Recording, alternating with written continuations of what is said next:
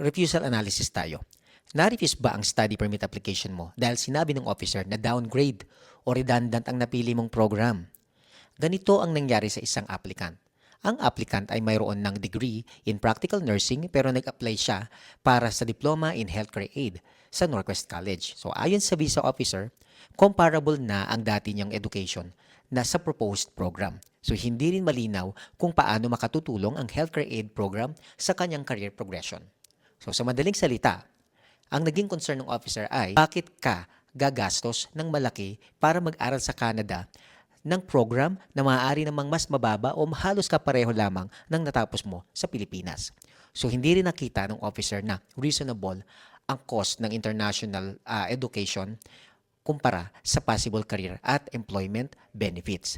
So pagkatapos ng programa mo, right? So dahil hindi malinaw ang academic progression at long-term career plan, hindi rin nakumbinsi ang officer na aalis ang aplikante sa Canada pagkatapos ng authorized stay. So ang advice ko sa client ay huwag basta ulitin ang parehong application at huwag agad-agad pumili ng bagong program dahil lamang related ito sa healthcare. So mas mabuting pumili ng program na may malinaw na specialization at career value. Halimbawa, interdisciplinary therapy, assistant or mental health and recovery practitioner o ibang healthcare program na nagbibigay ng bagong skills at mas advanced to specialized na career pathway.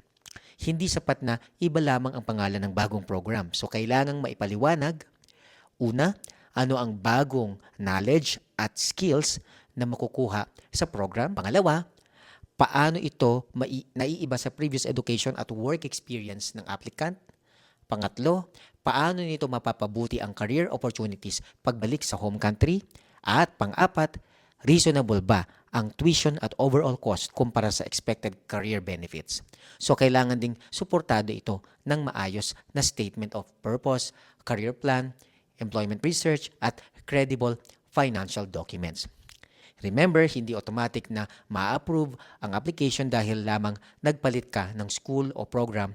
Dapat direktang masagot ang bagong application ang lahat ng concerns na binanggit sa refusal notes. Kung na-refuse ang study permit, huwag agad mag-reapply nang walang bagong strategy. I-review muna ang officer's notes, piliin ang program na may logical academic at career progression at siguraduhin kumpleto at consistent ang supporting documents. Every case is different, so magpa-assess muna sa licensed immigration consultant bago magsumite ulit ng application. Maraming salamat po.